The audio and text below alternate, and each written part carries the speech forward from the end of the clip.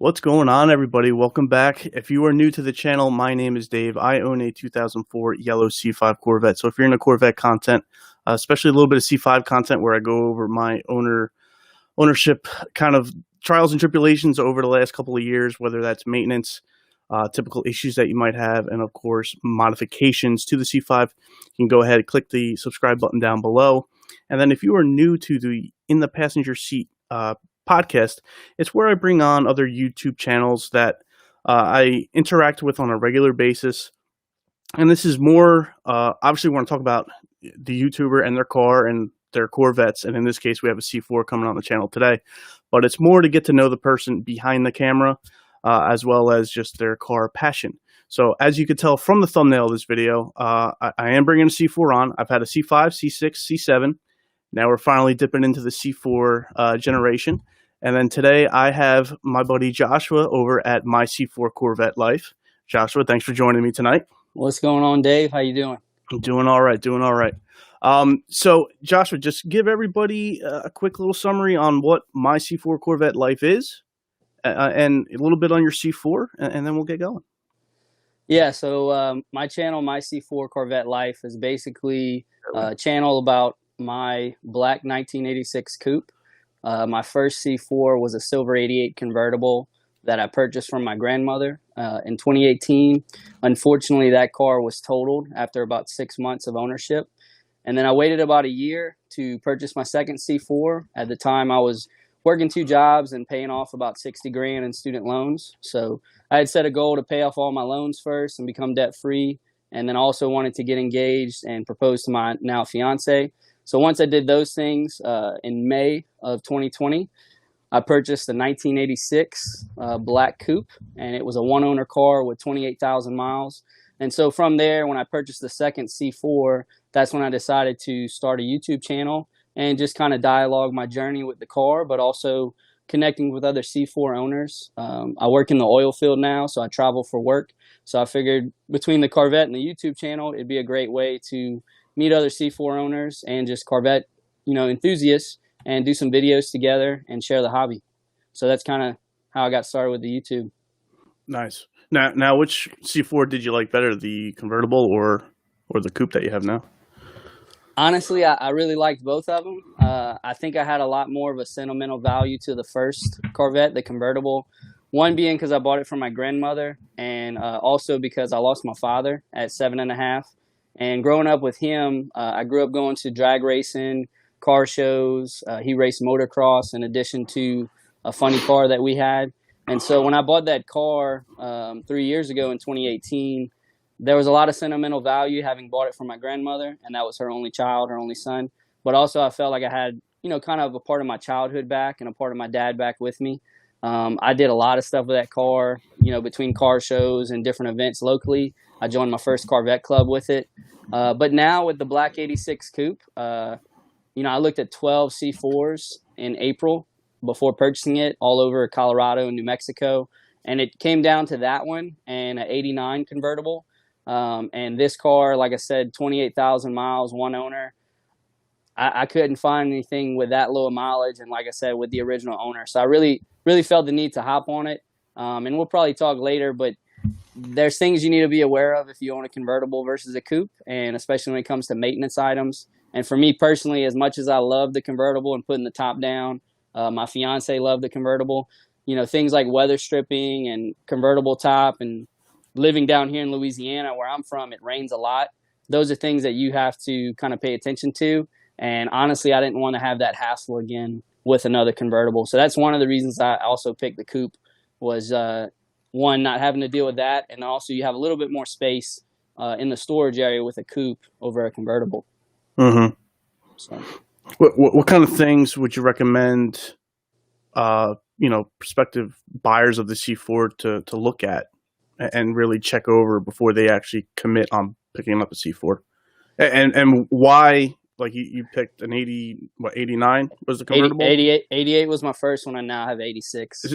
And then why did you pick the earlier C4s? Yeah, that's good questions. So when it comes to a C4, for example, the 88 that I bought from my grandmother, it only had 50,000 miles on it, and they were the second owners. but they really only kind of putted it around town into the hot rod shop that they had. And so it wasn't really driven out of town or for long distances. And so when I got it, even though it was low mileage, there was just general maintenance items that needed to be tended to. So things like the fuel system, it had a starting issue where it would hesitate to start, and that ended up being, one, a clogged fuel filter, but also a bad fuel pump and a lot of trash in the gas tank.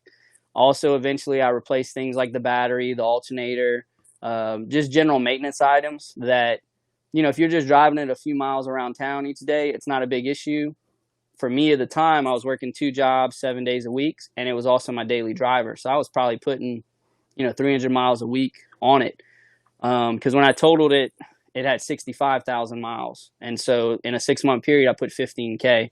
So things like that, like I would say when you're going to buy a C4, if you can get maintenance records from the previous owner or the current owner that has it, checking things like the fluids and filters, checking things like the fuel system, the charging system, alternator, battery, starter, cosmetic things, obviously you're going to notice right off the bat, the paint job, the interior, how's the door panels, the weather stripping, the carpet.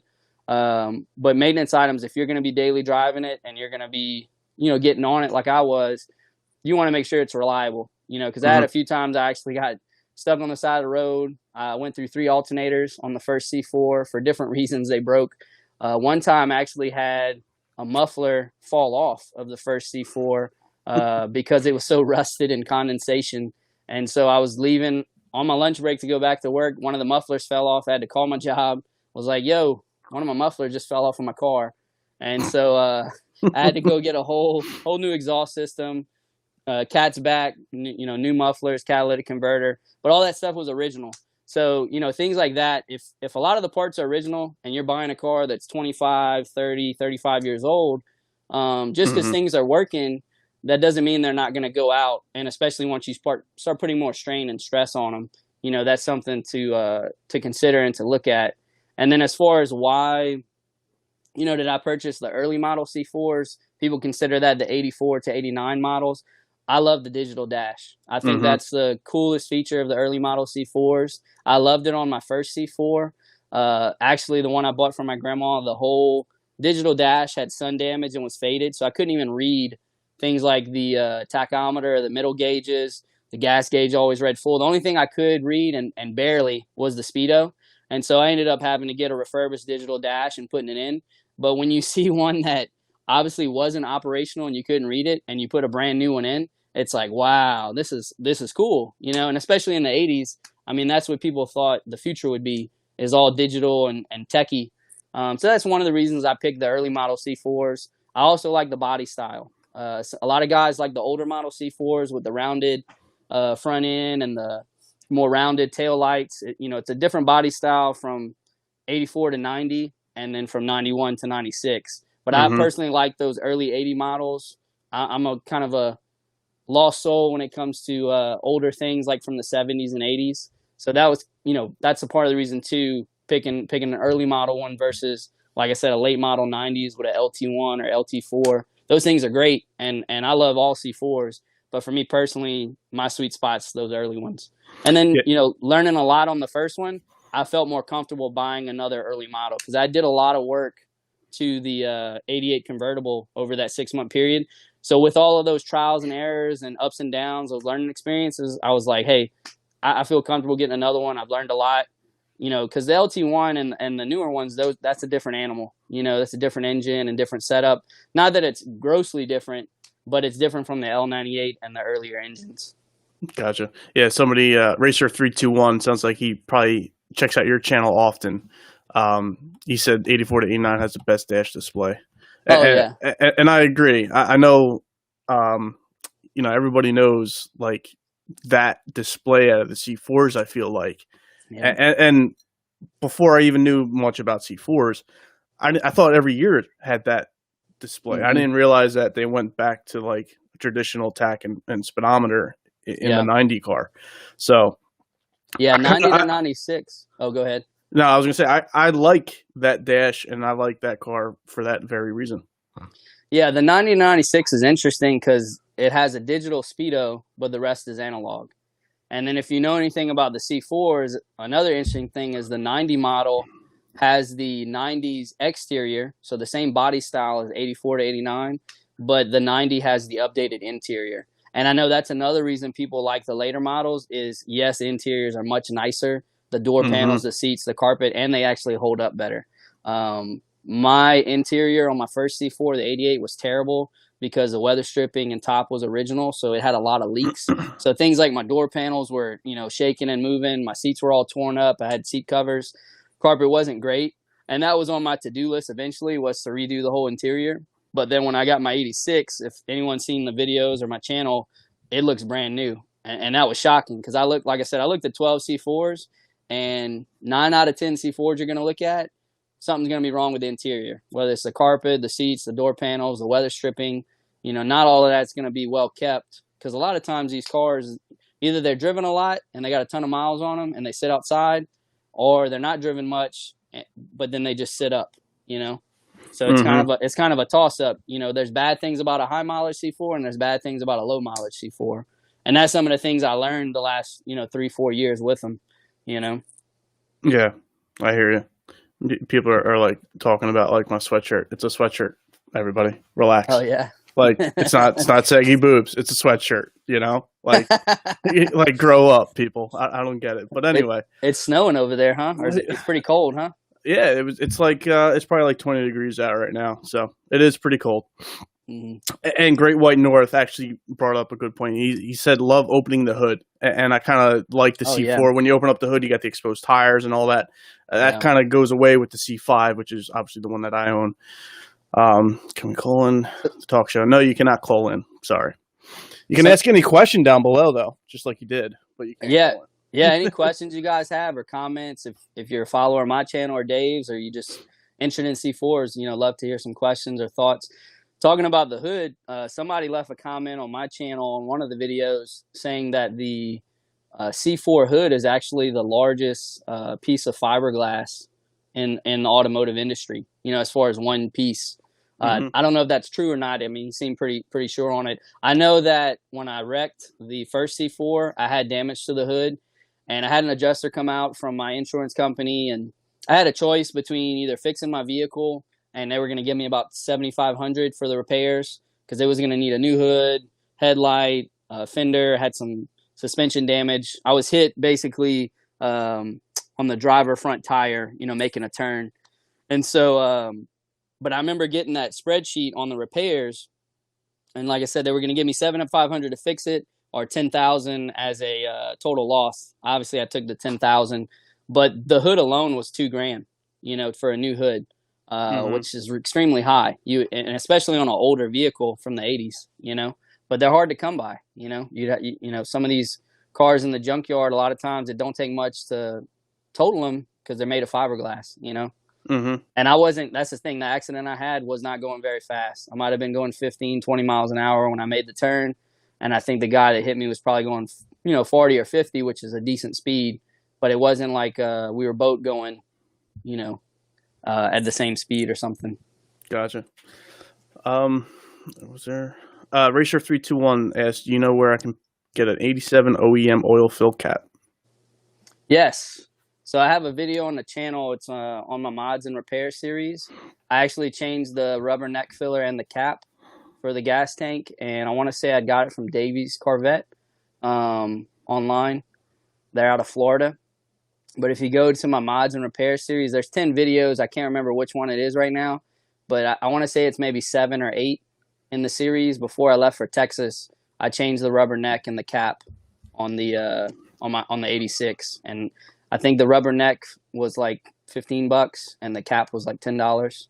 Okay. So tell them Davies Corvette. And for anybody here who's on the channel, I'm on Instagram, Facebook, Twitter. If there's a question or you need clarification, you can definitely DM me, and I can send you a link or something. Yeah, I put all the social media links are down in the description of this video, so go ahead, check those out. Thank you, Dave. Yep. Family Car Guy, I'm sure he's probably jumped over to your channel a few times. He has a C4 and a C6, so I just want to let you know that he jumped into the chat here for a little bit. David, what's going on? His name's David too. And I know we're going to talk later about, why I started a YouTube channel, but Family Car Guy, he was actually one of the OGs back in 2017, 2018, one of the few channels that had C4 content. And I was watching his channel a lot when I had my first C4. So that's awesome. He's great. I like his videos, especially because he compares both, you know, C4, C6. Yep. I've been watching his channel, like you said, for years. Probably about the same time that I started. He may have started, or maybe he started a little bit before me. It was around that same time period, though. But yeah, I've been checking him out for a while. So SJ asks, what's the best site to find a C4 for purchase? So when I was looking when I looked at the 12 in April last year in Colorado and New Mexico, there was 4 sites I used. I used Facebook Marketplace, I used Craigslist, and then for more of a international, or not national, but more of a national search farther away, I used cars.com and Auto Trader. And what I did was I specifically set my search for 84 to 90 model. I was somewhat interested in the 90 model because it still had the same body style, even though I knew it had a different interior and a different dash. But I set my search 84 to 90, and then I'd set the mileage for, I think, under 60K because I didn't really want a high mileage C4. And that's the thing with the prices on these cars. I mean, you can find some real projects for like 2K, and then you can find some really clean ones for 10K. And then if you want a late model C4, like a 96 or 95 with an LT1 or LT4, those can go 10 to 15K, you know, depending on the condition or mileage, especially if it's something like a 1996 collector's edition, or then you start looking at something like a 1993 40th anniversary Ruby on Ruby. But those are the 4 I use. So locally, you know, Craigslist and Facebook were the best, but as far as looking outside of just Colorado, Auto Trader and cars.com I liked a lot. And actually, there was one car I didn't get to look at in New Mexico that month. It was actually a gold 86 C4 with 26,000 miles, and it was a one owner. And it had boat tops, the glass top and the hard top. But I had never seen a gold C4 for those early models. And it also had, which is kind of rare, is a cloth interior. I haven't seen a lot of the C4s with the cloth interior. Most of them have the leather. I was going to say, I didn't even know they came with cloth interior. Yeah, it's pretty cool. I mean, I haven't seen a bunch. I think 1 or 2 that I had looked at had cloth, which, I mean, most people you're going to want leather over cloth, but it's still kind of cool to see. You know what I mean? I know talking to people who've had the cloth interiors, if it goes bad, it's like almost like you can't get it back to OEM. You know, like the seats, for example. Nobody really does it. You know what I mean? I got you. He asked a follow-up question. Did you do a PPI, a pre-purchase inspection? No, I did a post-purchase inspection, but I wish I would have did a pre-purchase inspection. I felt pretty confident about the 86 because, like I said, it was a one-owner, garage kept, 28,000 miles. But one of the things that I'm going to soon be covering on the channel, part of that mods and repair series, is the worst issue I've had with this 86 was all the suspension. So because it was such low mileage and such wasn't driven a lot, and especially when I got the Carfax report, like in the 10 or 15 years leading up to when I bought it in 2020, it was only driven maybe 5,000 miles from like 2000 to 2020. But things like the shocks and tie rods I replaced, which, you know, you can kind of expect. But then I also had to do all the U-joints, all the drive shafts, both mid shafts and drive shaft. I did the rear wheel hubs, rear sway bar links. I eventually need to do the front wheel hubs and front sway bar links. And then eventually I'm going to be checking out my trailing arms and front control arms and bushings. And the reason I say all this is because after about a month or 2 of owning the 86, I had no issues with it the first like 2 months. And then all of a sudden started getting all kind of noises while I was driving it, making turns, you know, different things. And basically it was just everything had dry rotted from sitting up. And so once I got a guy in Colorado, I'd found a real good local shop. They work on classic cars. They'd worked on a lot of C4s. He started showing me stuff, and I was like, man, I wouldn't have known. You know, I mean, I didn't put it on a lift or look at it, and I'm thinking I didn't have any of these issues with the 88, you know, but I realized the 88 was driven a little bit more. It still was low miles at 50K, but, you know, if it 5,000 miles in 20 years, that's not a lot. And 30, 40-year-old car, things like that are going to dry rot and go bad. But man, I got all kind of noise and creaking sounds. I was like, what is all of this? Like, I didn't know what it was. And sometimes it got worse than others. Like, I remember we did the shocks and tie rods, and we thought the tie rods was going to fix it. It didn't. Then we did the U-joints and shafts, and that fixed it. But then eventually I had to do the wheel hubs and the sway bar links. And like I said, I still need to do the front. I hadn't done the front yet. So that would be something definitely a reason to do the PPI, something like that, I didn't even think about it because I didn't have those issues on the first one. I didn't think about 30, 40-year-old suspension parts. Yeah. I'm just thinking, hey, this is a low mileage C4. It's one owner. It's beautiful. It's garage kept. Let's get it. You know what I mean? Like, that's so rare. Yeah. That's kind of like the same thing for C5s too. If you find a decent C5, but the miles are really low, it's like you're better off getting a car that's been driven. Yeah. And that's probably the same for any 20-plus-year-old car. Yep. Now, are you keeping your car stock, or do you plan on modding it at any time? Yeah, so I'm kind of a purist when it comes to these C4s. I love just an all original stock car. And the reason why is you just don't see them anymore, and you don't see them really well kept. The only big mods I got coming up would be things like tinting the windows. I haven't got around to, and I really need to in Louisiana because it's so hot and humid here, but also because I have the glass top. Unfortunately, I don't have the painted top. If anybody can locate a black painted top for an 84 to 89, hit me up because I would love to have it. I love the glass top. It's really cool. But, man, here in Louisiana, it's like it's baking you like a microwave. So I know I need to do that. I do have some paint work to do. I have a friend that owns a paint and body shop. I do have some paint chips and rock chips from I drove the car 1,200 miles home from Colorado to Louisiana. And unfortunately, one of the cars I was following on that trip home, big old chunk of their tire came off, and it hit the right side, passenger side, kind of where the bumper does this. So I have a kind of a chunk of paint missing. It's really annoying. But I have a lot of rock chips from that drive home because it was such a long trip. So things like the paint I'll do, and like I said, tinting the windows. I have given some thought to maybe another set of wheels. I have the original aluminum wheels for the 86, and they look really nice. I have considered getting something like a pair of chrome wheels or even black wheels. I look at other Corvettes and what they do, and I think it'd be cool to have a second set of wheels.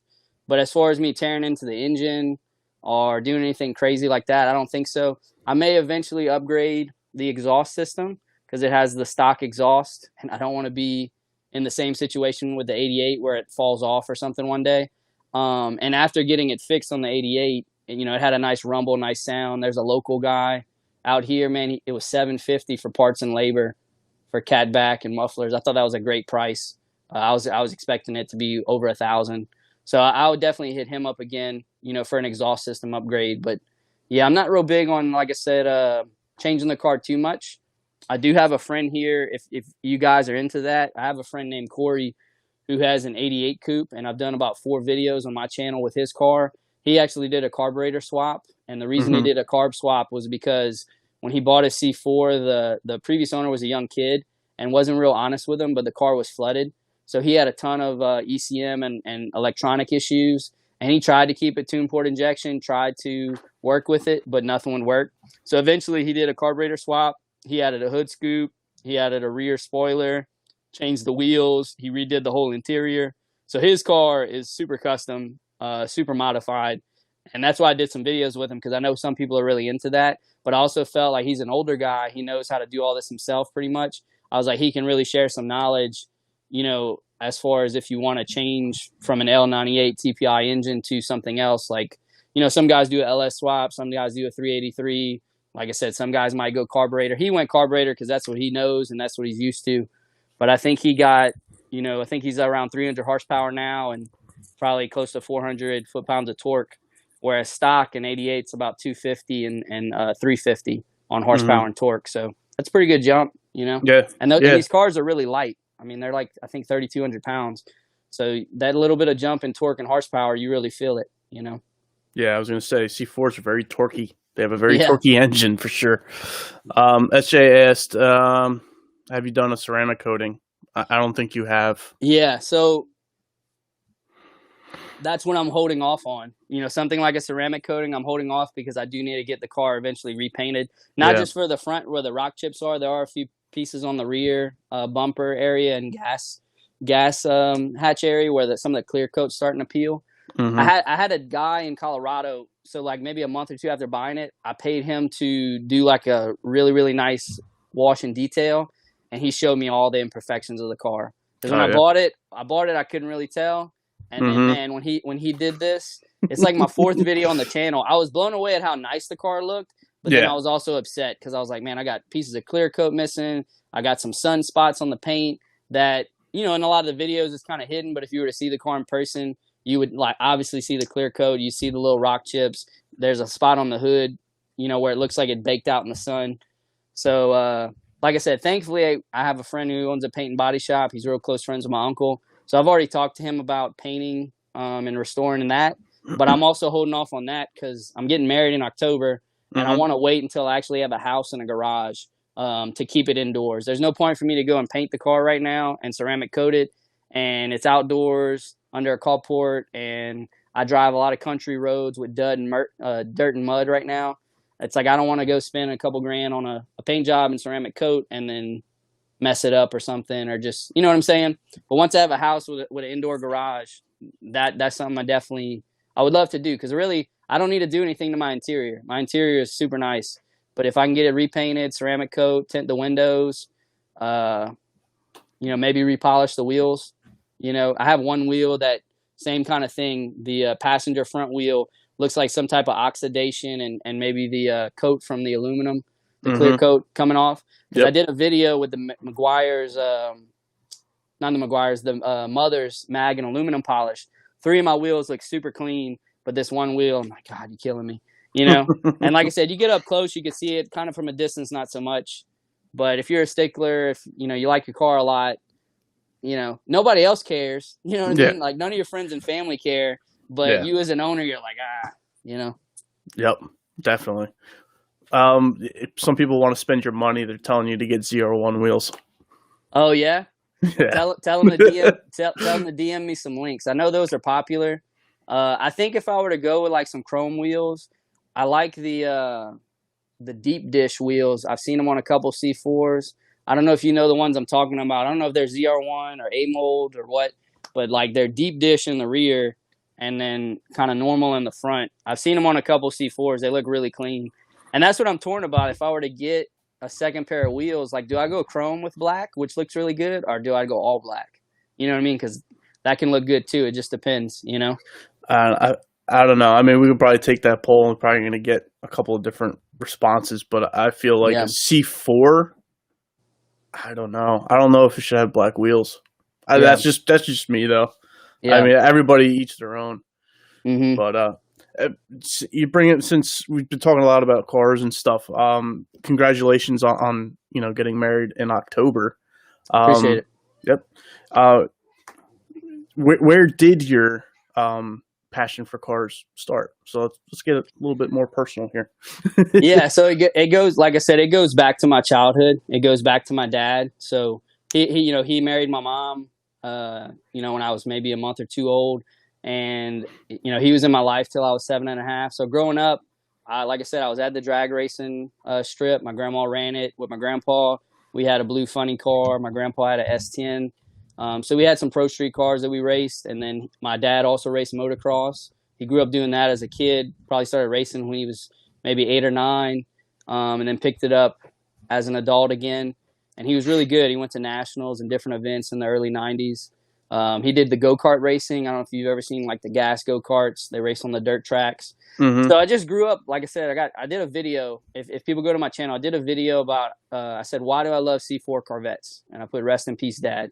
And it's basically just a bunch of pictures of me as a kid from a baby to 7.5 at different events with him. And then I just kind of talked about it in the video, about, you know, my first C4, the 88 convertible, buying it for my grandma. Her and my grandpa at the time really enjoyed seeing me fix it up and kind of bringing it back to life. You know, like I said, fixing things like the digital dash, you know, servicing different parts on it, getting the new exhaust. I eventually was going to replace all of the weather stripping in the top, and then the accident happened. If anybody actually needs a weather stripping in top, I have it still from Eckler's. It's all in a box. It's all clean. It stayed indoors. So I have those items for sale. You know, I had held on to them knowing that I might get another convertible, but now that I haven't, I don't really need them. But that's where it started. And then after he passed away, my mom remarried. And my stepdad, you know, he's more of a hunter fisherman. If you're from South Louisiana, that's kind of the culture down here in the country. But he wasn't really into cars and all that stuff, automobiles. And then I just really dove deep into sports and eventually competitive weightlifting. So from 12, 13-year-old to 18, I played football, soccer, and track.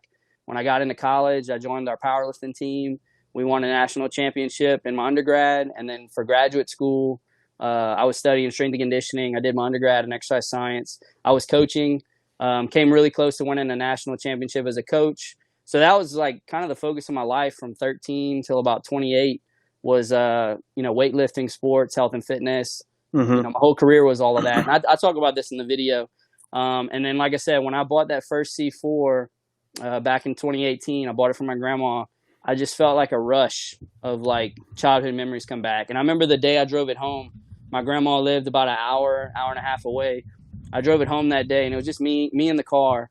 And I just really felt like my dad's presence there in the passenger seat, just kind of smiling at me. Because I always liked Corvettes. I've always liked older cars, especially like the 60s to 80s, the muscle car era. Mm-hmm. And I just really felt like, man, I wish he was here, because I know if he were still alive, he would be going to car shows with me, Cars and Coffee. He would be working on the car with me. Mm-hmm. And it's just fun to be able to share those kind of hobbies or things with your dad. I love my stepdad. He's been awesome in my life. He's been great to all of my siblings, and he's taking care of us, and I love him a lot. But like I said, we don't have that hobby or that passion to share. Mm-hmm. My grandma's still alive. I did a video with her recently. She's a car nut. All this stuff you see around me right here, I'm at her house. I mean, she's got all this cool wall art you see here. Yeah, this little drag racing clock. But so she's loving it. Loving me being in the car scene again. And now that I work in the oil field and travel, I don't take the Corvette with me on jobs. We have a work truck, and I honestly just don't want to drive it all over the country like that. So she takes care of it when I'm gone, and brings her a lot of joy, gives her something fun to do. But that's where the car passion came from. Is like I said, my childhood and my dad who passed away, and then like I said, my grandma kind of helped me rekindle it 3 years ago. Her and my grandpa, he passed away last October when I was in Colorado, and I really wish he was still around too, because I bought the second C4 May of 2020, and he passed away October of 2019. So if he could see this one, compared to the silver 88 I bought from him, he would probably love this car and love driving it when I'm gone, because it's much more well kept than the other one. Not that I didn't like the first C4, but it did need some work, like I said, with the interior, the weather stripping the top, I got you. JW's Garage said 01 wheels are on Amazon. Okay. Link above for about 168 each. Okay, that's not bad. So about 700 or so. Yeah, that's not too bad. Yeah, I wonder what kind of wheels I'd be running, because right now, I mean, not wheels, tires, because the rims I have, the stock ones, it's 16-inch, and I'm running, I think, 255/50, and those tires are hard to come by, but they still sell them. I think a new pair of tires I can get for about $750 or so, which is a really good deal on Corvette tires, I think. Yeah, that is pretty good. Yeah, I'd be curious to see. Like it's probably 17-inch tires, and I'm not sure on the specs. Yeah. Now you said you travel a lot for the oil fields. How do you juggle? You're getting married in October. Yeah. How do you juggle that? Being away for so long. Yeah. So the first 2 years of our relationship, it'll be 4 years this summer, dating in August. But the first 2 years of our relationship, I was local. We lived in the same city. I was working at the health club during the week. I was working nights, stocking at a grocery store on the weekends. Like I said, I was paying off $60K in debt. So the first 2 years of our relationship, we saw each other more. I was local. Even though I was working 2 jobs, we still had to juggle that, because I was working 70 hours a week. And then, like I said, a little over a year ago, last September is when I jumped on the oil field thing. And they sent me out in October, and I was in Colorado for 10 months. And then I came home in August, was home for a month. Then I went to Texas from September to Thanksgiving, so about 3 months. Then I was home for December, worked a little bit in Texas in January, then came back, and I've been home about a month now again. And I think I'll be leaving, either end of this month or in March to go back to Texas.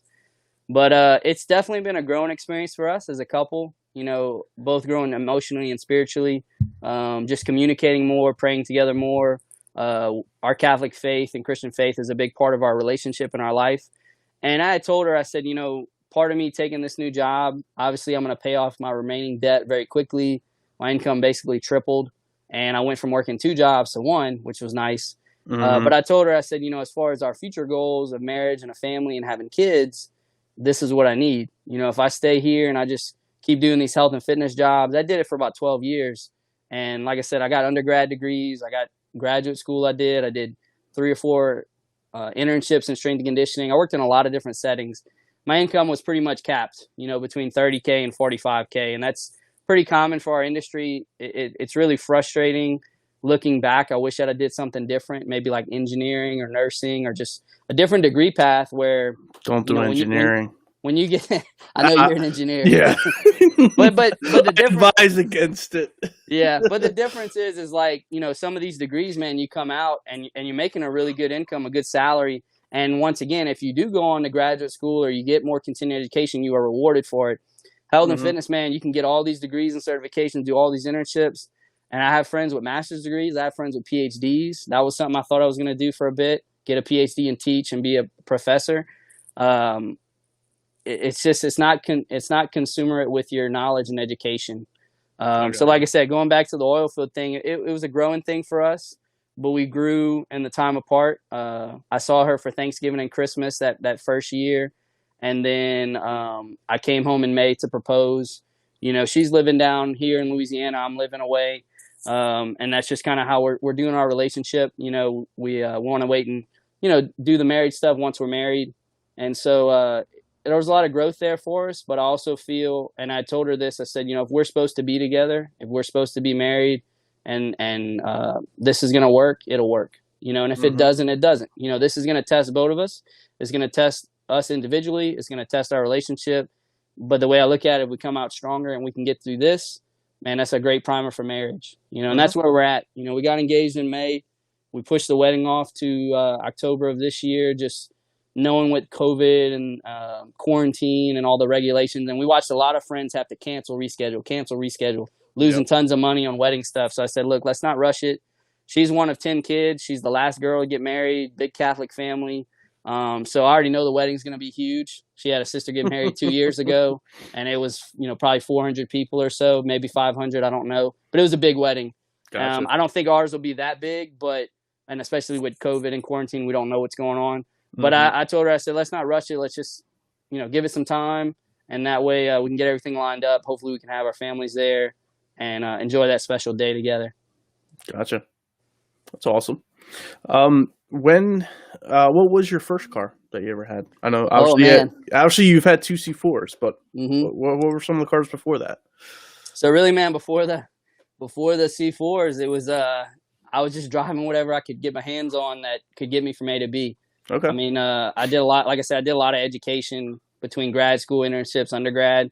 So my first vehicle, I got it in 2006. I was 16 at the time. It was my grandpa's truck. It was a 1990 Dodge Dakota, had a big V8 in it. I think it got 15 miles to the gallon at the time. Nice. This is when gas was super cheap. And I remember being so excited when I got that truck. It didn't have a radio or speakers in it, and I think it only had a heater. It didn't have AC. And I remember going to Walmart one day, and I got a deck with four speakers for like $100, which I don't even think you could do that now.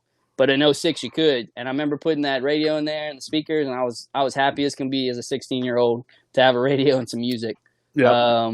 From there, I had a 01 Mitsubishi Mirage I got from one of my other grandmothers my senior year. And man, I had that car for 7 years. I think when she gave it to me, it had 100,000 miles. It was a little 2-door coupe, Mitsubishi Mirage. Had it for 7 years, and I got up to 250 or 55,000 miles, and I think I drove it to 20 states because I was doing clinics and conferences. I was doing education stuff, school, and I ran that car into the ground. And I remember on the highway one day, the axle broke, and it just was totaled. It was the craziest thing. I'm lucky I didn't get hurt or anything.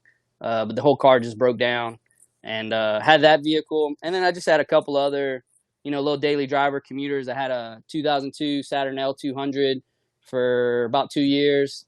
Ended up freezing the engine on it. because it had an oil leak and I didn't realize it. And Okay. this just tells you how much I've grown in the last couple of years when it comes to cars. Mm-hmm. I'll share this story. It's embarrassing, but it's the facts. The oil light was on, and I didn't know what that was. I was 24, 25 at the time. The little genie light was on. Yeah, it was on, man. I just kept driving it. You And thought you were going to get a wish or something. I don't know what I was thinking. I just remember seeing that light. I was like, man, what's that for? Just kept driving it. And then one day I go to drive it, man, just black smoke, and you just hear stuff burning. I remember my parents were really upset. They were like, you didn't know, like, it was leaking oil or running out of oil? And I was like, man, I didn't know what that was. I was just driving the car. So that's kind of an embarrassing but funny story. Like I said, had that car for about 2 years. And then the next car was a 1995 Toyota Camry. And this was after moving home from Philadelphia. I had taken a job up there after grad school. Bought the car for like $2,000. And I think it had 225,000 miles on it. Mm. And then I had that car for a little over a year. And then me and my fiance actually got in a real bad accident. We got sideswiped in it, got thrown into the other side of the road. It was totaled. And then that's where I bought the first C4 after that. I bought the 88 convertible for about $5,000. So I've only owned, maybe 6 cars total. But like I said, before the 2 C4s, it was just whatever I could get my hands on. I mean, poor college student, poor grad student, just living on student loans, living on debt. So if I can get a car for $2,000, $3,000 and it can get me from A to B, I'll take it. But like I said, I'll be the first one to say, and my parents will tell you, and my family, I didn't know squat about cars for a while. Mm-hmm. And like I said, I just got away from it. My whole focus was weightlifting and sports. My whole focus was school. So as far as the car stuff, as long as it ran and could put gas in it, that's what I did. But that first C4, the 88, I learned a lot. And big shout out to my friend Corey Fugay. Like I said, I got a couple videos on his channel. He's an older guy, but he helped me a lot too. He helped me a lot learning about the car, learning about C4s. He had already had his for like a year maybe. And we connected through Facebook. And it was so cool because he has an 88 Coupe. I had an 88 convertible. And we were some of the only C4s in our city. So we'd hang out a lot, and we still hang out. We still keep in touch. And but big shout out to him. He taught me a lot. And then obviously YouTube and following other channels. And, you can learn a lot that way too, searching the internet. Definitely. And that's part of why I started my channel, is to really just share information, connect with other C4 owners, people who are into the hobby, and say, hey, these are things to look for. These are things I learned. So hopefully you don't have to learn the hard way like me, but also, help each other, help each other on little projects or whatever you got going on. Yeah. I feel like YouTube, Facebook, they're like the new forums, like, yes, you can go look at the stuff on the forums. People get a little angry if you ask a question that's been answered, 100 times. They want you to use the search bar, but sometimes you don't have time for that. You just want an answer quick. So like Facebook and YouTube are like the new forums, because you can get, like you said, you can find out anything that you want to, almost anything that you want to find out about these cars through those two medias. I completely agree, man. Like 2017, 2018, there really was not a lot of C4 content. And if I have a second, I just want to give a shout out to a couple of those OG YouTubers that I was following then. We had mentioned the Family Car Guy, David's channel. He has the C4, C6. He was one guy I was following at the time. 13 Scorpio, he's another channel. He's got a 1995 yellow C4. He recently got a Grand Sport 1996. Dulop, I think his vehicle's a 91. It's black. He had a channel at the time. Jay Finch, his name is James. He has an 84 blue. He's one of the few channels, 2017, 2018 that had an early model C4. A lot of more later models. Jimbo's channel, he's not really active anymore, but he had a 1996 red C4. I had mentioned to you offline, Q8 Knight 79. This guy's out of Kuwait. His videos are so entertaining. He uses a drone and GoPro, but he does a lot of driving footage, and it's wild to see that in these other countries, the way people here love the new C4s, not new C4s, but new Corvettes, C5, C6, C7, C8. Most Corvette owners want a newer Corvette, not an older one. Out there, man, they love the C4s. They love the C3s. And so his videos, it'll be 20 to 50 C4s. But those are some of the OG channels. The Corvette Ben, he used to do C4 content. He mostly does C3. And then Mark C4 Corvette, that was another Corvette channel. But back then, man, 2017, 2018, I think I named 6 or 7 channels there. There wasn't a lot of content. Mm-hmm. So I remember after wrecking mine, like I said, waiting a year to get another one. I said, if I get another one, I want to do the YouTube thing. It looks fun.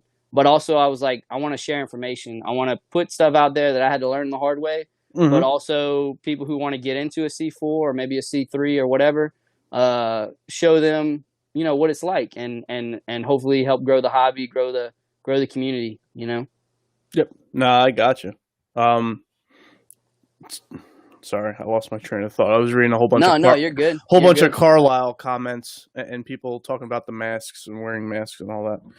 Yeah. Yeah, that I don't want to get into COVID and all that stuff too deep, but I will say it is different across the country, the regulations. I know in Colorado, it was pretty strict when I was out there for work. Down here in Mm-hmm. Louisiana, it's not as strict. I think it just depends on the part of the country, where you're at with the mask thing, quarantine. Um, I'm hoping 2021, man, we can just get back to normal later this year. We'll see what happens, but none of us know the future. We can pray Yeah. and hope for the best. You know what I mean? Yep. And just, do what you can. Yeah. No, I hear you. Now, based on the your previous cars that you owned, it doesn't sound like you sold any of them. So, So, I can't really ask you if you regret no, selling any. no, I did. Oh, So okay. the 1990 Dodge Dakota, I sold my senior year whenever my grandma gave me the '01 Mitsubishi. I sold that truck for $1,000. I got it for free at 16. And actually, I saw it on the road for a couple years after I sold it in '08. That was pretty cool. Like I said, the Mitsubishi, the front axle and drivetrain like shattered one day on the highway, so that car was totaled. And that was just while driving. I didn't get in a wreck or anything. The Mm-hmm. 2002 Saturn L200, like I said, the engine was froze. Toyota Camry was in a wreck. 88 Corvette was in a wreck. And then I forgot to mention this car. So after the 88 Corvette, I bought a 2001 Chrysler Sebring, actually from Corey. It was Corey's mom's car. And it had 48,000 miles. It was super mint. And I loved it. And I actually was planning to keep it. I was going to buy another C4 and just keep that car as a daily. And last May, when I was coming to drive home from Colorado, I was 3 hours into the drive. I was following my uncle. And I'd put about 20,000 miles on the car in a little over a year. So it had 68,000 miles. And 3 hours into the drive, man, the transmission went out. And so we had to tow it. And then I rode home with my uncle that weekend, proposed to my fiance. When I came back, the shop that had it, I was like, yo, what's the deal? Is it the transmission? Like, what happened? And they're like, yeah, it's the transmission. And they're like, it's going to be $2,500 to fix it. And Corey and his mom gave me a great deal. They sold me the car for $2,500. They probably could have sold it for $5,000 because it was so clean and low miles. But at the time, I had looked at those 12 C4s the month before in April, and I said, man, I'm not in love with this Chrysler Sebring, even though it was a nice little car and it didn't have any problems with it. AC, heater, radio, power windows, power locks, interior, exterior was super clean. I was like, I'm not putting $2,500 back into this car. So I just sold it to the mechanic, and I think he fixed it and gave it to his son.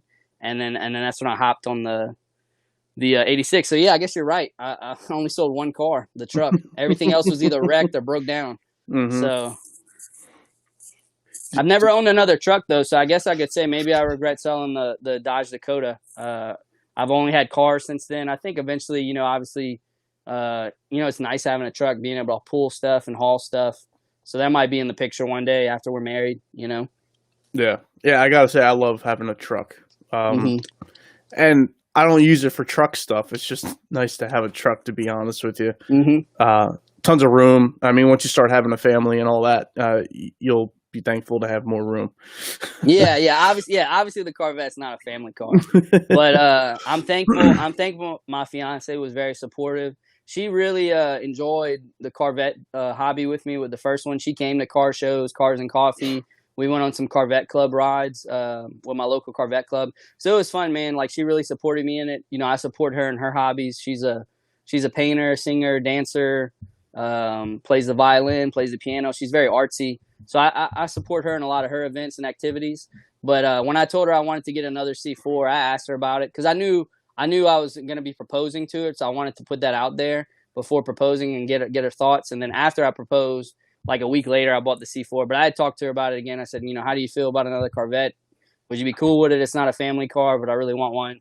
And she's like, yeah, totally do it. Like, I know you loved your first one, and I had fun with it. And so while I was looking at those 12 C4s, I was sending her pictures and updates, and I was like, "Yo, what you think about this one? You like this one? You do? You don't? You know?" So yeah, it's a good thing you got that ahead of time. Yeah. I mean, not obviously, not bashing your fiance or anything, but it's a lot easier to have it now than wanting to get it later. Yeah, that's all I'm saying. No, I totally agree. It's a lot easier to get it now before kids and a family. You know. Yeah, then priorities change and all that. You know how life works. Yeah, like I said, I'm just blessed she's supportive. I mean, even now she does car stuff with me. She wants to do some YouTube stuff with me too. So we'll see, you know. But I'm thankful. Like, we support each other in our hobbies and interests, and that's one of the things I love about our relationship. You know. Gotcha. Racer321 wants to know if the tree there works or not. Oh yeah, you guys want to see it? It's a hot rod clock. Let me turn it on for you guys. I don't know if you can hear the audio. It's about to light up.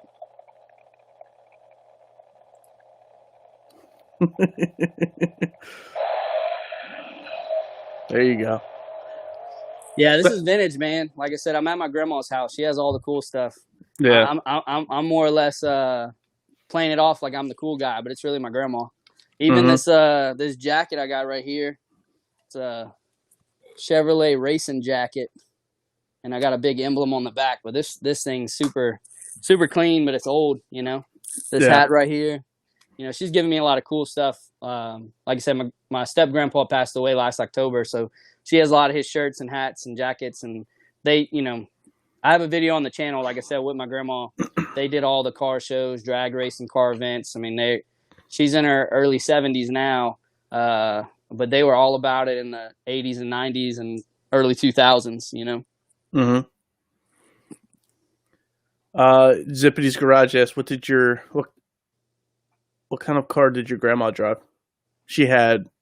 Yeah, man, she's had a couple nice cars. So, like I said, I have a video on the channel, but she had a Pontiac Firebird, super clean. It was red. They added some pinstripes with the racing stripes, kind of like what you see here behind me, the black and white. I have some pictures of it on the channel. She had a 2010 Camaro at one time. They had the C4 Corvette. Right before my grandpa passed away, he was restoring a 1940 Ford pickup truck. It was a yellow pickup truck, and he had put the you know, kind of the fat tires on the back, skinnies on the front. It was going to be kind of a cruiser hot rod truck. He had an S10 that we raced. Like I said, we used to have a Pro Street Camaro that we raced. I think she had said in that video it was a 10-second or 11-second car. The S10 was like a 12, 13-second car. So she's had a couple nice cars over the years. Now she has I think it's a 2009 Chevy Silverado. She's got this big old truck. And if you meet my grandma, she's like 4 foot nothing. But she loves her truck. She likes sitting high up, and she feels safe. But yeah, she had a couple nice, you know, sports cars, and like I said, they always kind of had like a hot rod or some type of race car around, you know.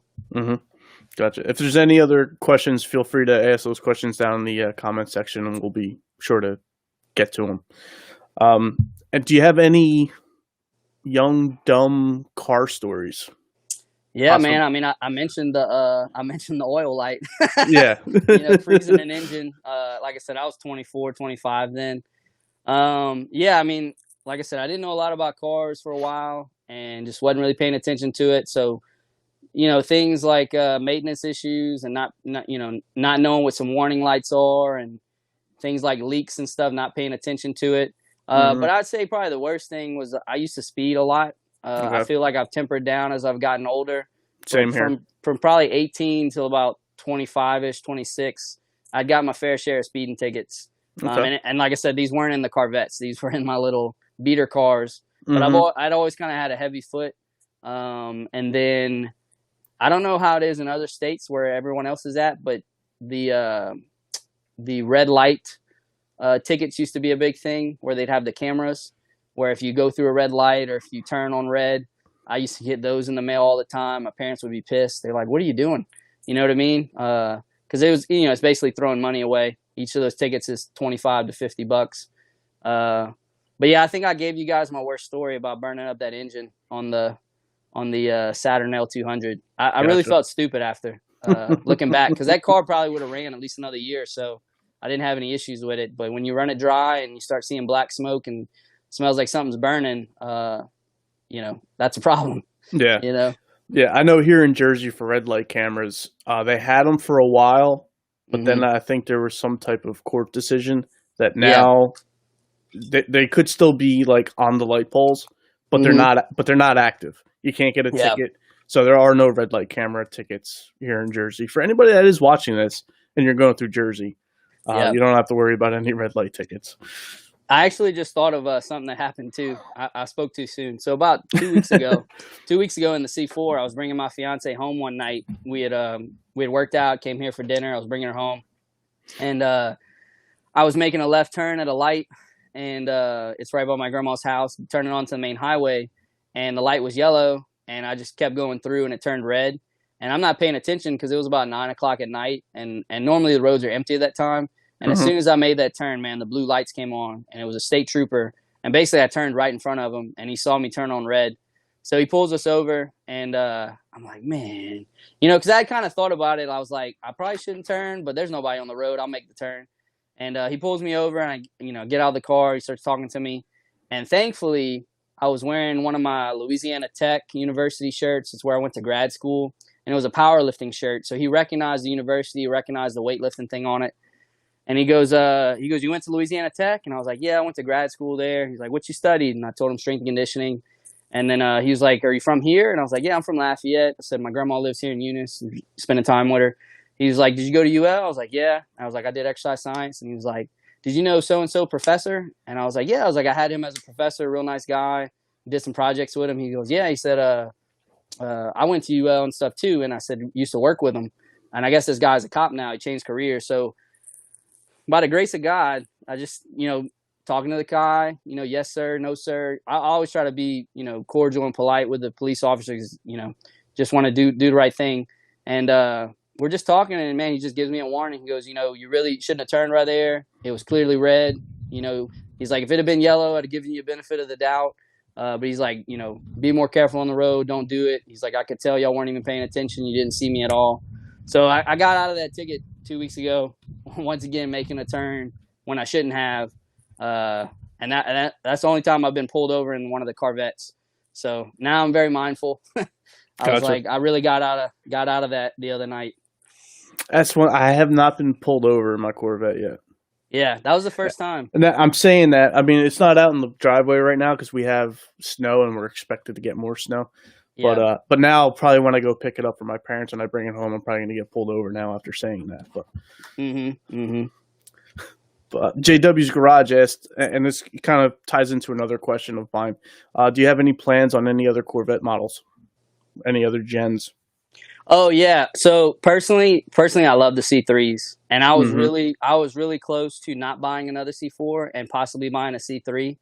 But kind of like I talked about earlier in the podcast, I went with a C4 again just because I had learned so much with the first one and I was comfortable with it. Yeah. And like I said, I missed the digital dash, as corny as it is. I just fell in love with it, loved driving it at night and seeing it light up. And like I said, when you went from a trash one where you couldn't read nothing to a refurbished one that actually worked, it was night and day. But I love the C3s. I've been actually looking the last year or two at C3s. I've been looking at kind of the later model C3s, so 77 to 82s, and seeing some pretty good ones for like 10K to 15K.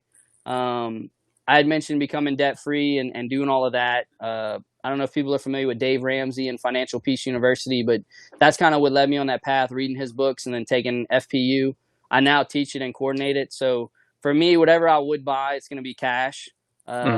So if I could get my hands on a C3, that's in really good condition, paint's good, interior's good, it's drivable, that's what I'm looking at. And like I said, the 77 82 is kind of where I'd want to spend like 10 to 15K. I know everybody likes the early model C4s, I think 68 to 74-ish before all the emission regulations. Yeah. But I personally don't want to put 20 or 30, 25 to 35K into a second Corvette.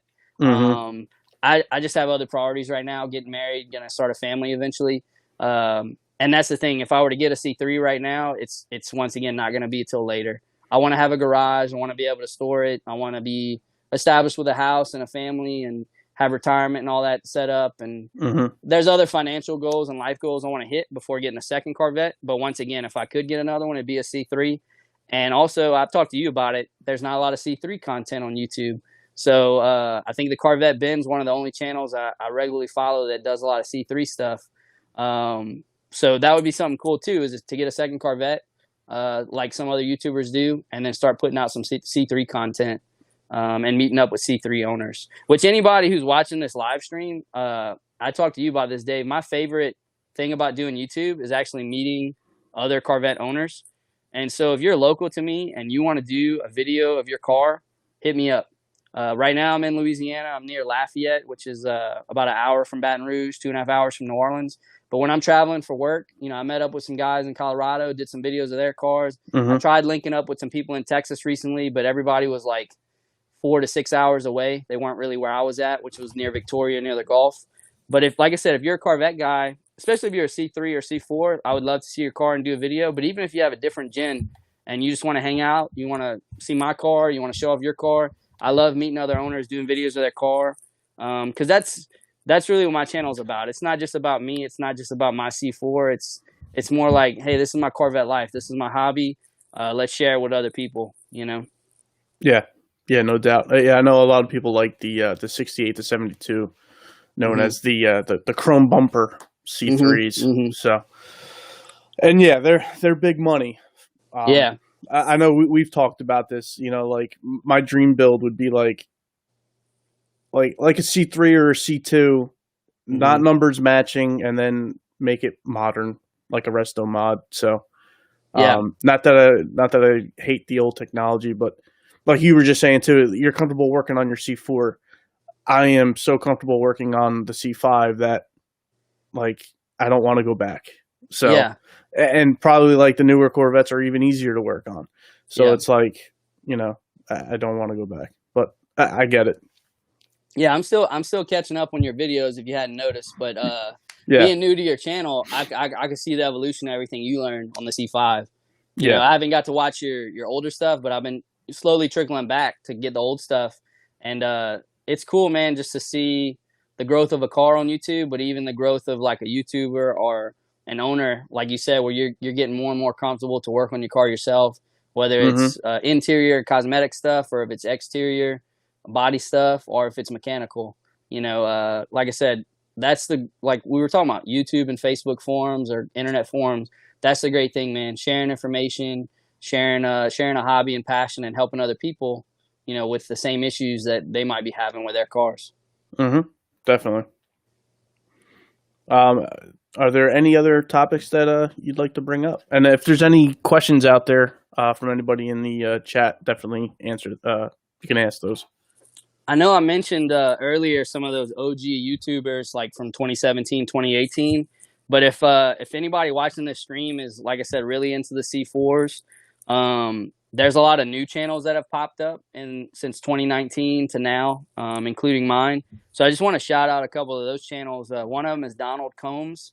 He's out in New Hampshire, and he's an older guy, but he's restoring like 3 or 4 C4s that I think he got real cheap, probably 3 or 4K each. He's got a great channel. I had actually emailed him at one point about maybe purchasing one of the cars on his channel. But then when I saw how far New Hampshire was from Colorado, I was like, cool, like it ain't gonna happen. Miroc Corvette has a great channel. If you're not familiar with Miroc Corvette, they probably sell the best used parts for C4s. Extremely high quality. Looks brand new, but at the fraction of a cost of buying from like a national brand. But they got a great YouTube channel. Retro Cars Forever. That's Brad's channel. He's out in California. He's got a 1996 collector's edition. He does a lot of different videos, not just C4, but he kind of focuses retro cars forever, kind of the 80s, 90s, and early 2000s. He's got a great channel. Reynolds Rides. He's got an 89 Coupe. He's got a great channel. He does a lot of mods and repairs. He's got some other vehicles as well. I think a Mustang, Camaro. So he's got a pretty cool channel. Greek C4, that's a younger guy. Can't remember what state he's in, but he did a full restoration of his car. Interior, exterior, custom paint, custom interior, custom wheels. And I think that kid's probably 19 or 20. He might even be younger than that, but but to see what he did with his car, I think he did it with his dad. It's like extremely impressive. If you're wondering why my channel is called My C4 Corvette Life, it was before learning about My Corvette Life, which is Chris Draper's channel. So originally my channel was under my name, Joshua Guillory, and it was tied to health and fitness, powerlifting, personal training. And about 5 or 6 months into the channel, I realized that everybody who was looking for my content sometimes wasn't finding it because, like I said, it was tied to health and fitness, personal training. And the same thing with all my social media accounts, Facebook, Twitter, Instagram. I had personal accounts, and it was all weightlifting, personal training stuff. So I scrapped all that stuff, rebranded it to My C4 Corvette Life. And the reason I did that was because C4 Corvette is probably the most common search term for this kind of content. But also, my fiance is a big fan of kind of the van life hashtag movement, where people buy the old VW vans and travel all across the country. And so I just kind of put 2 and 2 together, C4 Corvette and van life. And I didn't even know about this guy's channel. And he's a big YouTuber. I think he's got close to 20,000 subs. And Dave, you hit me up one day. You're like, yo, what's up with the name of your channel? And I was like, what do you mean? He's like, you basically, you're copying somebody's channel. I was like, what are you talking about? And then you sent me a link. And at the time, all of his stuff was C5 videos. He had like hundreds of videos. And then he most recently purchased a C4, kind of shared his story, which was cool. His grandma had a C4 and she passed away. And he shared that. And I was like, man, that's kind of cool because my grandma had a C4 and she's still alive, thankfully. But I bought my first one from her. So we've actually talked on Instagram a little bit. I follow his channel, comment on his videos. So definitely check him out. And in no way did I know about the guy's channel because I wasn't really following any C5 channels. When you and I connected a couple months ago, I started following yours and then you sent me his. But yeah, so he's got a good channel. That's kind of funny. New Vet Order, my boy Eric, done a couple of videos with him. He basically took the wrestling New World Order and created New Vet Order. And he's got some really wicked shirts. He's got some new beanies he came out with. I've done a couple of videos for his channel. He's cool because he loves all Corvettes and he interviews all owners. But he's just really trying to build like a community around the Corvette lifestyle, Corvette generation. So check him out. Another one is X Splinter. This guy's out of Europe. His name's Orlando. Talking to Orlando, man, C4s out there, they go for like 15K to 20K. Like it's super hard to get a C4 in these other countries, and it's extremely hard to get parts. But he's doing a full-on restoration of a C4 out in Europe. So he's got a great channel. I think a guy close to you I follow is Mike's 84 Corvette. He's out in Jersey. He's obviously got an 84. Guy. Yeah, I think you guys should link up and connect if y'all are close. I like his videos. He's got an 84. He's a little older guy. And then obviously, you know, I follow your channel. Appreciate you having me on the podcast. I'm learning a lot about C5s, you know, on yours. And I think what you're doing here with the podcast and, you know, connecting with other YouTubers and having them share their stories. I've enjoyed the last 5 episodes and just seeing what people are doing, why they get into YouTube, why they buy a Corvette. So I just want to shout out a couple new channels that I follow now as well and just let people know, like, hey, there's a lot of people starting to do this now, whether it's C4, C5, C6s. You know, check them out, you know, because like I said, they might have a different take on something. They might have a different focus with their channel, different videos. You might find some content you like or a YouTube personality that you know, connect with and enjoy. Gotcha. Yeah, Zippity, I answered your question about the Corvette Lifestyle channel. It's My Corvette Life, very similar to what Joshua's channel name is, just without the C4. He has a C5, just picked up a C4, but he had started his channel just based on just everything Corvette, whether it was Corvette racing, and some other Corvette stuff. Yeah. Yeah, he's got a great channel. I like it a lot. I feel kind of bad our names are so close, but at the same time, I'm like, well, I guess it maybe helps both of us. You know, if I could push some people his way, he pushes some people my way. Because like I said, he's new to the C4 stuff. It was all C5. I don't know if he feels that way, but that's how I'm looking at it. You know, my channel's small now, but maybe if it grows big one day, people search for My C4 Corvette Life, My Corvette Life. You know, we both pop up. You know. Yeah. No, I hear you definitely. What are the future plans for the car, for the channel? Obviously, I know you're getting married, so that's kind of like your personal thing, and Yeah. obviously getting back to work and all that. But what's next for the car? Yeah, so probably the more immediate stuff is to finish some of those suspension components. So front wheel hubs, front sway bar links, and then also, like I said, looking at the trailing arms and the front control arms and bushings. Like I said, I have a big video coming up soon of all the other stuff I had mentioned earlier with the U joints and drive shafts and rear stuff. And I'm going to talk about all the noises and how to kind of diagnose it, or if you're having the same issue. But that's probably on the mechanical side, the more pressing thing coming up, to finish the front axle and front part of the car. And then cosmetically, I had mentioned earlier, doing the window tint. Thankfully, it's still winter here in Louisiana, but probably March is going to start warming up and getting hot again. Mm-hmm. So I need to tint the window sooner than later. I also, unfortunately, need to replace my windshield. I had a rock hit it back in August before I went to Texas, and it was kind of a hairline hit right at the top of the glass top, and then it slowly kind of Started trickled creeping across. This is a question for anybody watching or anyone who sees the replay. If you can recommend maybe a national brand to replace the windshield, or how to find someone that knows C4s in my area in Louisiana, because I've read online replacing the windshield, a lot of people can mess it up, especially the moldings and weather stripping. And, obviously they're going to have to order the windshield because it's an older car. So I'm kind of hesitant not to do the windshield, but I'm trying to do research to find somebody that's not going to mess it up, because I don't want them to mess up my weather stripping and moldings. And then all of a sudden I got leaks in the front of my car, because I don't have any leaks right now.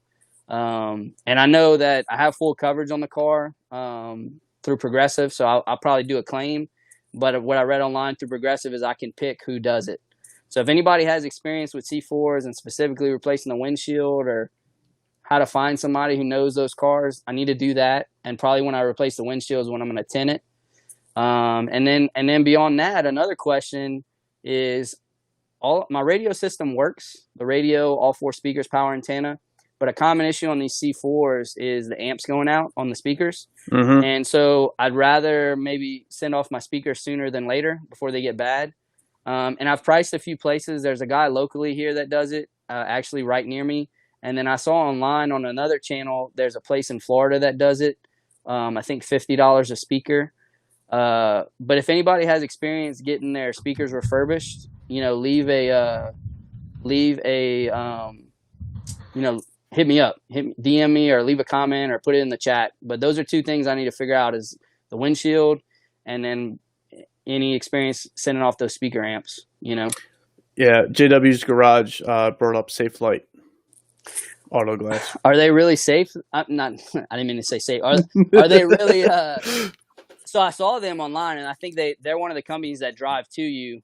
But I was reading on the forums or something online that somebody was like, don't do Safe Light or some of these big chains, because they were like, they said basically what I was saying earlier, they're going to mess up the moldings and weather stripping. I have no experience replacing a windshield on one of these cars. I never had to do it on the first one. Unfortunately, I got to do it on this one. But yeah, I guess I'll have to look them up and check them out. Oh, okay. Zippity's recommended Top Flight Automotive for any parts that you may need for the C4. Yeah, they ship nationwide. Okay. Yeah, you used to be able to, I was going to say for the speakers, you used to be able to buy refurbished speakers on Eckler's, because I had actually did that for the 88, but now I couldn't find them anymore. It's like now the only option is you got to mail them off to somebody that refurbishes them. It used to be you could buy them on some of these Corvette websites, but I might have to look again and see. I really don't want to buy new ones, though. Mine work. But like I said, I would like to just get them refurbished and cleaned up, just so where they continue working. Because my first C4, only 1 speaker worked out of the 4. So that kind of sucked. Mm-hmm. And I had the stock radio with the cassette tape deck, and it was all OEM. Yeah, Zippity's mentioned too that Safe Light is great for current cars, but he'd be scared to use them on an older car like yours. Yeah, yeah, that's what I read online. And like I said, that's my biggest fear is, like, we go order a windshield for the car, because I know nobody's gonna have it in stock. And I think pricing the windshields for a C4 is like $200 to $300 maybe, for a good one. And I'm just like, I don't want them to mess it up, man. And like I said, they mess up the moldings, they mess up the weather stripping. Then I got to spend more money redoing the weather stripping and the moldings, because that's what I read online. I read on some of the forums that people were like, yeah, my stuff got messed up, and then I had to buy all this other stuff too. They were like, you need to go somebody that has experience with these older cars, otherwise you're gonna shell out more money for stuff you originally didn't have to fix or replace. That's my biggest fear. I got you. I got nothing more for you, Josh. I don't know if you wanted to keep bringing up any other C4 stuff for anybody watching this that might be into it. And let me fix my camera for some reason. But you can go into that, and I'll get back to you. Yeah, no worries. I don't know if anybody watching is an owner of a C4 or has any projects, mods, and repairs they're working on, or has any questions. I'm more than happy to help troubleshoot that if it's something I've done before, either on the 88 or the 86. If you've not seen my channel, I do have, like I said, a mods and repair series. There's a playlist on the channel for that if you're into that kind of content. I've got some other playlists. One is on scenic drives I did in Colorado up in the mountains, so if you're more into the driving footage. I just got some general vlog playlists on the 88 and the 86, so that's just more general overview content, different things that I've either done to the cars or just unique history or unique features to the C4. I'm trying to think of some. I have a whole playlist tab. I got a YouTube collaboration tab. So I have, like, for example, Dave's video from the car show. I was in the car show he did, which was awesome. I really hope you do another one. I honestly, I didn't know what to expect, and I was a little bit nervous at first because I was like, man, I don't know how we're gonna do this. But I thought you did a great job. I enjoyed just watching those videos, voting each week. I couldn't believe how competitive the final was. Yeah. Between the C5 and C6. Yep. That was awesome. Yeah, there was a lot of great cars for that. I think we had 55 or 56 cars. Yeah. I could have said Corvettes, but there was one Mustang in there, so I've got to remember him. Yeah, the Fox body. The Fox body. I mean, hey, man, he was making a push. That dude's got a big channel. He does. I was nervous at first. He was making a push to win. And I was like, dude, if we have a Mustang win a Corvette show, this is crazy. Yeah. Yeah, but then Eric had his following come in and took care of that.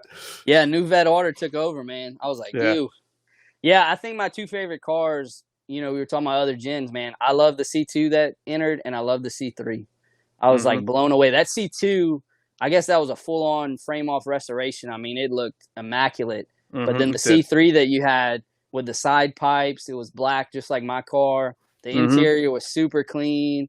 And I appreciated the fact that everything was OEM, the gauges, the radio. I think I actually voted for the C3 in that video just because I was like, man, if I bought a C3, that's the one I want to buy. That guy's car was awesome. I'd love to see it in person one day. Yeah, he lives like probably 10 minutes from me. So I hope to get him on the channel here in the springtime once the weather starts to warm up. Yeah. Yeah, I was talking about the playlist earlier. Like I said, I have a couple of playlists on the channel. So, like I said, depending on what kind of content you're into, I've kind of tried to organize my channel and my videos for kind of different subsections. That way you're not just scrolling through the whole dealio. But once again, man, anybody who sees this video, if you're watching now or you catch the replay, if you're local to Louisiana, if you're Baton Rouge, New Orleans, Lafayette, or like I said, if I go back to Texas, if I go back to Colorado, some other part of the country, if you want to do a video of your C4, C3, or if you have a different generation, hit me up on Instagram, Facebook, Twitter.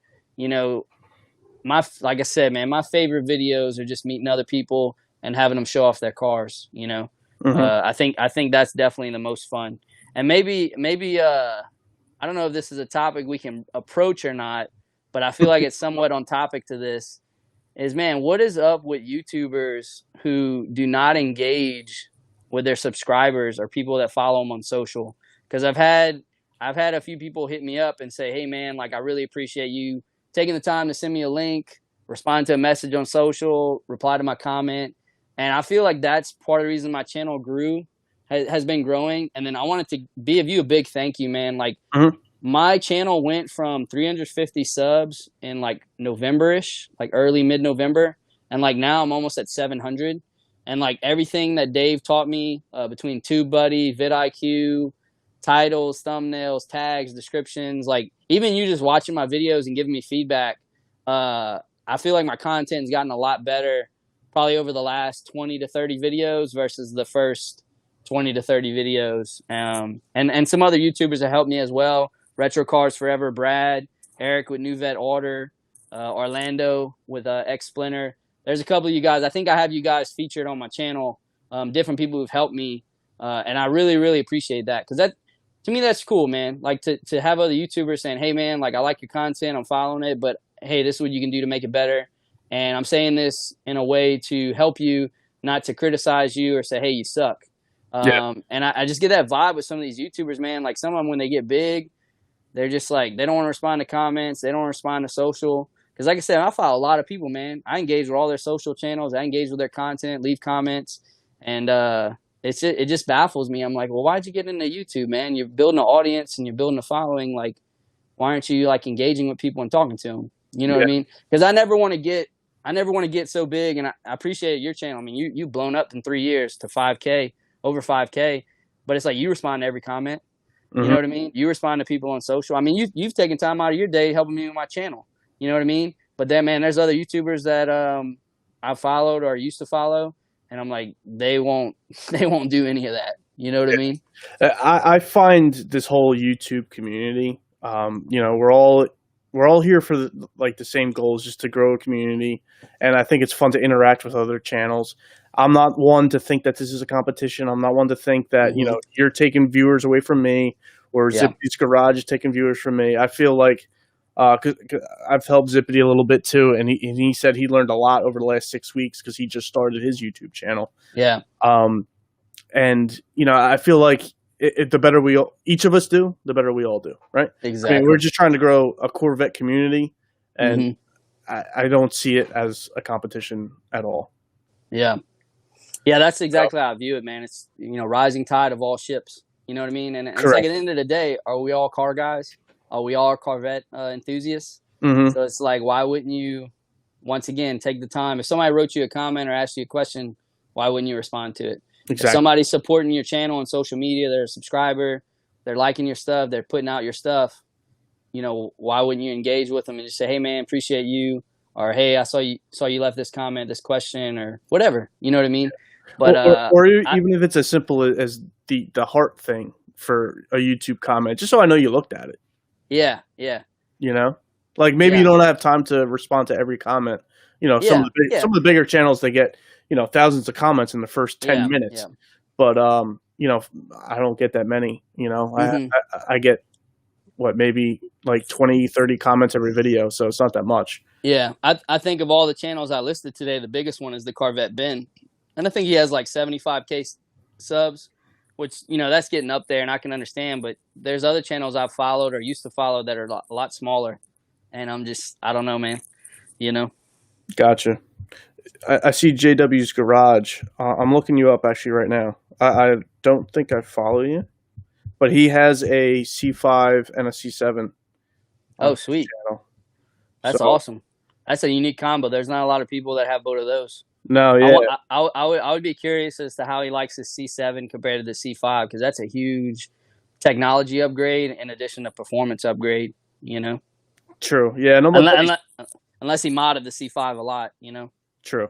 Yeah, I know my buddy Scott, he has a C5 and a C7. I had him, actually I am subscribed. How about that? I had him on my first podcast. Okay. And he has a C5 FRC and a C7 Grand Sport. Oh, yeah, 512 Garage. Yeah, I watched that video. That's true. Yeah. And I think he was saying, too, with his cars, like, was it a C7 or C5 that gets the most hits? But then when he posts is it a Hummer or some big truck he has? Yeah. Like, he was talking about the difference of, like, engagement he gets on his different cars. You know, I thought that was interesting, you know?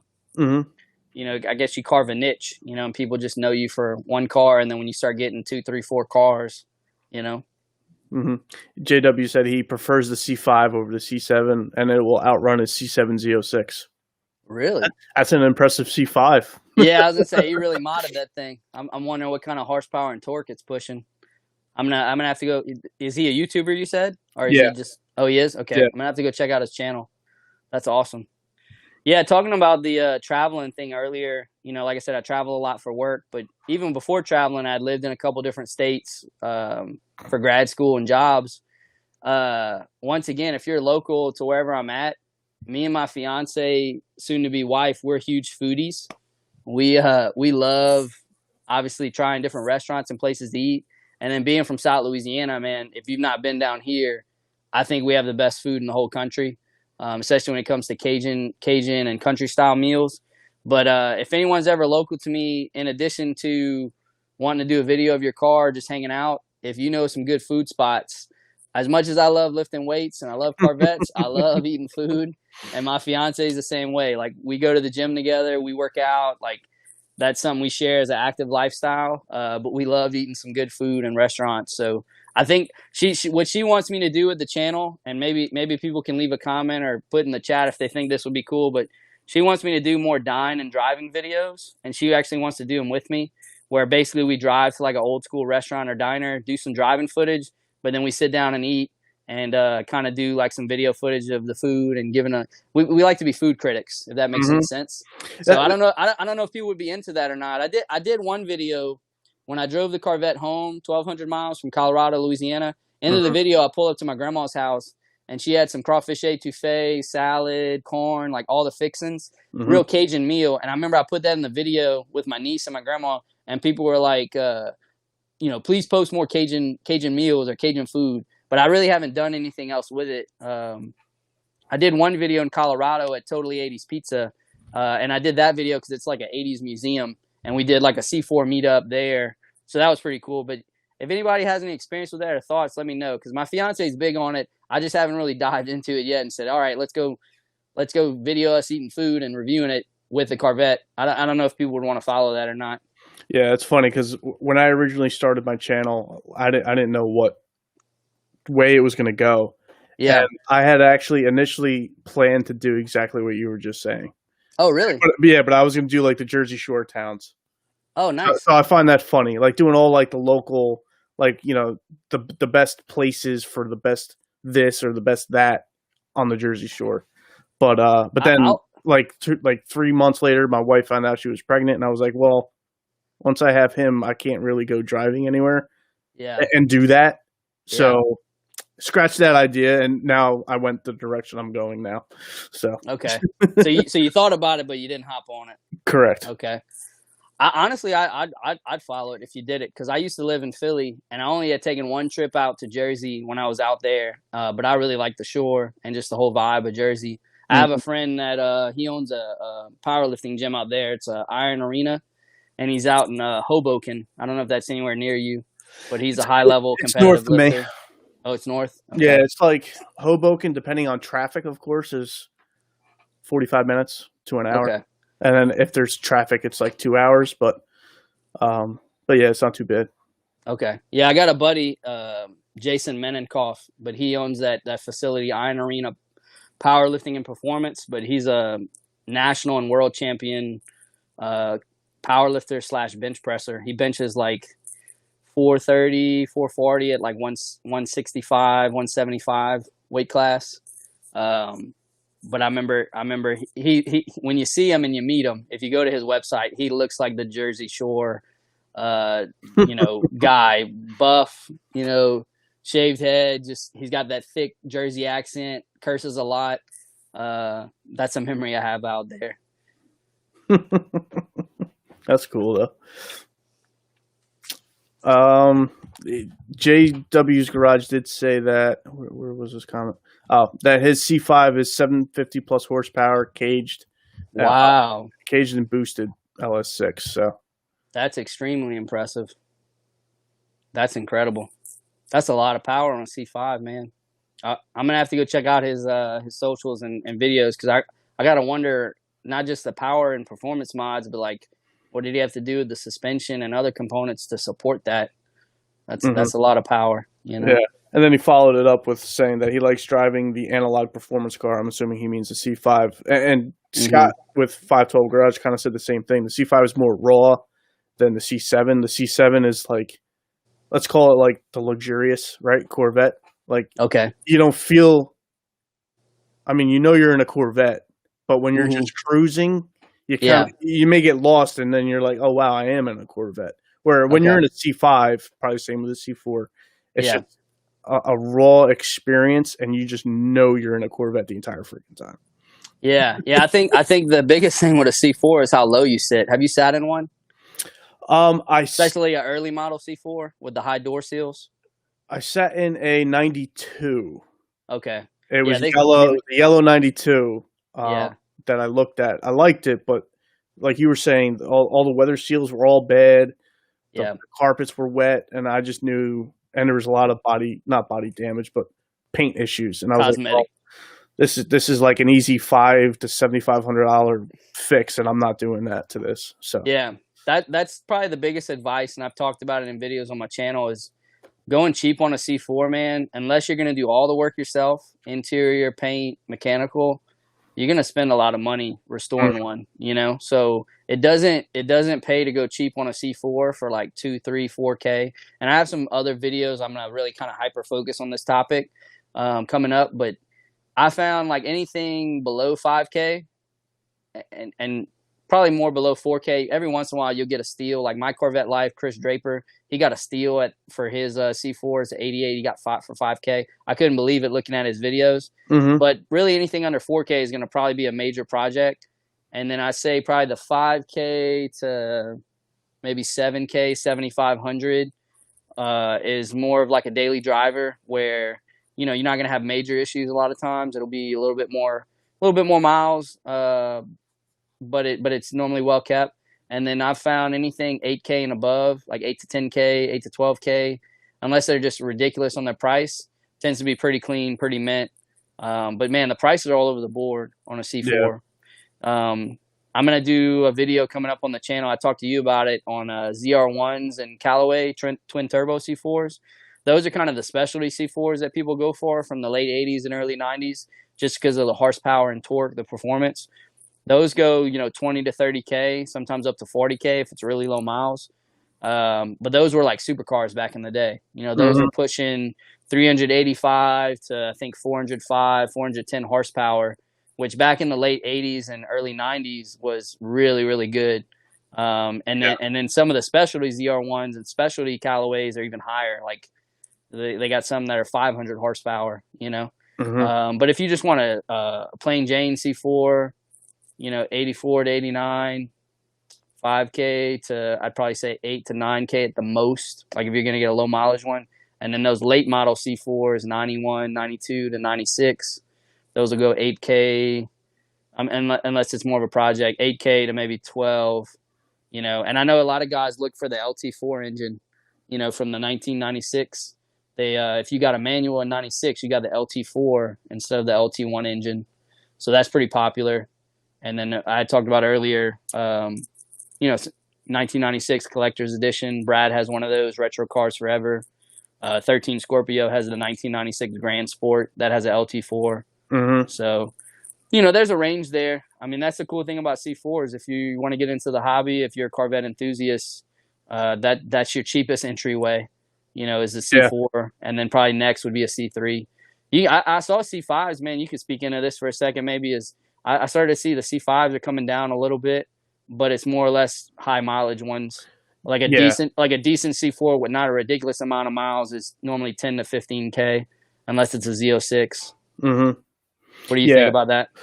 It's probably like, I mean, right now the used car market is like ridiculous right now. But like C5s, like you said, C5 with like high miles, so like probably over 150K, or maybe even 120K. You can get for like under 10. Okay. If you're under 100K, you're probably going to be over the 10K mark, going closer to 15. Mm-hmm. And then now, just because of the used car market, I mean, you pick up, say, a C5 that's, I mean, I always advise people to stay away from the C5s that are like 20,000 miles or less. Like, you only put 1,000 miles on that car in a year. Yeah. Like, you're going to have issues with it. I don't care if it's 20,000 miles. You're going to have issues. So, like, if it's around that 50K mile mark, now you're going to be like closer to like the upper teens, low 20s, which is crazy to think about for these C5s. But that's just the way it is. I mean, I don't get it. I mean, I paid $15,500 for mine with 40,000 miles 5 years ago. Oh wow! So I wouldn't have thought you paid that much 5 years ago. So I mean, I that's mean, 40,000 miles is low though. That's really good. yeah. And now it has 61. But, Yeah, it's not your daily though. You have your truck, right? it's not my daily, but when the weather's nice, I do drive it to work. Oh, okay. Luckily, I live close to work, so Yeah. my round trip to work is 15 miles. So when I do take it to work, it's not much. And now I've been working from home for almost a year now. So Okay. there's been no miles on the truck and no miles on the car. So Yeah. or not no miles, but a lot less miles. Yeah. For those that were wondering, my 86, I bought it with 28K, and I've been dailying it and driving it, and it's got 42 now. So I put about 14K, and I bought it in May, early May, so almost 10 months now. Mm-hmm. So I've been driving mine. I've been enjoying it. But like I said, the thing that helps me is now when I go out of town, it stays with my grandma. My fiance took it out for Halloween. She did like an 80s Halloween costume / Halloween party deal. So that was cool. But man, if you buy a Corvette, you got to drive it. You know what I mean? Like, I why agree. buy a Corvette and keep it in the garage and not take it out on the road? Yeah, you know what I mean? That's why I don't want a numbers matching C3 Mhm. because I want to drive the thing. So Yeah. I got a quick question before we wrap it up, and people can comment or put it in the chat. But so I haven't been to the Corvette Museum. That's on my bucket list, to-do list. If I can hit that in 2021, a road trip out to Kentucky. They also told me that next to the National Corvette Museum's the power plant. I think that would be cool to see. But I don't know if anybody knows or if you know of any other big C4 events. I think I read something online that every couple years they do like a C4 get-together at the National Corvette Museum. I really enjoyed, by the way, Zippity's podcast because that dude was laying out all the regional and national events, and I was like, I didn't even know about pretty much all of them. You know what I mean? Mhm. And it seems like you guys have a lot of stuff up northeast where you guys are at. But if anybody knows of anything regionally, kind of southern states and also nationally for C4s, or just say, hey, if you're a Corvette guy, you need to go to this event. I'd be curious to know. I don't know if you have any thoughts or big. I know what is the event you put on each year? I want to go. Your thing's been growing. The showdown. The Corvette takeover. Yeah, takeover. Yeah, we're trying to make that bigger and bigger every year. I mean, obviously, I can't make any promises if we're going to grow this year or not. Yeah. But I mean, I hope we do. I hope we. Mhm. I mean, we had 180 at the last one. I'm hoping we Wow. can get 200 for this one. That would be awesome. Yeah. But we'll see. We still haven't made a spring date yet, but we hope to get that done. Okay. But definitely, I mean, I would reach out to Zippity's Garage. He has an Instagram. Okay. So I would reach out to him, definitely PM him. It sounded like he said yes, they do. I'm assuming that is in regards to the C4 meetup at the National Corvette Museum every couple of years. Okay. He just posted, how far are you from Oklahoma or Arkansas? I know of 2 large shows in that area. Mm-hmm. So How far am I from where? Arkansas? Arkansas and Oklahoma. It just depends what part of Arkansas and Oklahoma. So if I drive 4 hours north, I'm near Shreveport and Ruston, which is like the top of Louisiana. So it just depends how far into Oklahoma and Arkansas it is. I have a friend he's a priest in Subiaco, Arkansas. He's a monastic priest in a monastery. And where Subiaco is, I don't know if they know where that town is. It's about 9 hours north of Lafayette. So it, like I said, once again, depends how far into Arkansas and Oklahoma. Could be 4 or 5, 6 hours, or it could be 10 hours, I'm guessing. Gotcha. All right, Josh, I appreciate you jumping on. I appreciate you, brother. Yeah, we had fun. Good luck to you, your channel, and obviously getting married in October. Appreciate that, brother. If you need any marriage advice, I'm going 10 years strong here. So. Oh wow. Okay, I didn't realize that. Yeah, we're gonna be awesome. Actually. Congratulations, man. In August, it'll be 11 years. So. That's awesome. We just met with a couple days ago that they just made their 50th, and that was part of our marriage prep, and we got to talk to them, and they had 11 kids. And, oh wow! So it was cool just to kind of get their perspective. They're obviously older at 50 years, but. Yeah, man. We'll have to talk about that offline sometime. Yeah. I'm always open to advice from people, and just especially with me changing careers recently. I'm so green to this oil field thing the last year and a half. Like I said, I spent so much time in health and fitness, so I have a lot of moving parts, and I'm just trying to get things stabilized for, like I said, a wife, a house, kids. Mm-hmm. So Yeah, we'll definitely chat, man. That's awesome. Congratulations. Yep. Well, again, thanks, Joshua. Anybody that hasn't checked out Joshua's channel, again, links down in the description to all his social medias, YouTube, Facebook, Instagram, Twitter, all that good stuff. So thanks again for jumping on. And we'll be on here again next week, next Tuesday.